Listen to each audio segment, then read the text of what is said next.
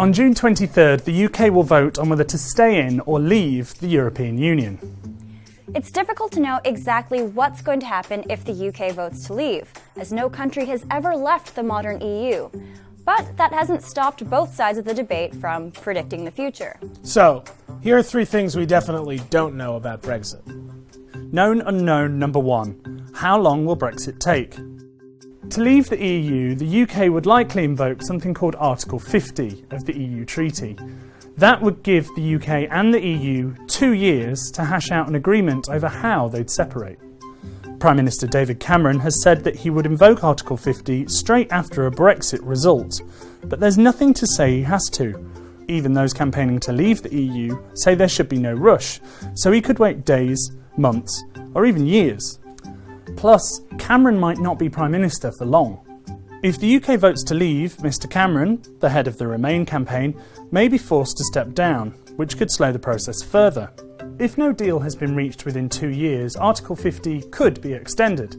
But the UK and 27 other EU governments would have to agree to an extension. So it could be by 2018 or after 2020. Nobody knows. No number 2. What will happen to financial markets? A UK vote to leave the EU will almost certainly push the pound down, at least against the dollar. But other markets? It's a gamble. British government bonds may strengthen if you believe they're a safe haven in times of stress, or if you think the Bank of England will step in to the rescue. But if the pound falls dramatically, the bank may have to raise interest rates, which could push down the prices of those government bonds. Stocks would probably fall because markets worry that a Brexit would hit European growth. But would UK shares do worse than their European peers? That's unknown.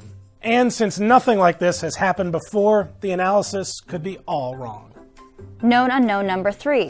What will happen to freedom of movement? EU citizens currently have the right to live, work, study, or retire in any EU country. The Leave campaign argues that this limits the UK's ability to curb immigration. But with 1.2 million British expats living in Europe and 2.9 million EU citizens living in the UK, a separation would be far from straightforward. In the event of a Brexit, mass deportation and repatriation of people is unlikely. But government analysis on withdrawing from the EU warns that the rights of British expats to work and access pensions and healthcare in EU countries may no longer be guaranteed. The end result would depend entirely on what kind of deal the UK could strike with the EU post-Brexit.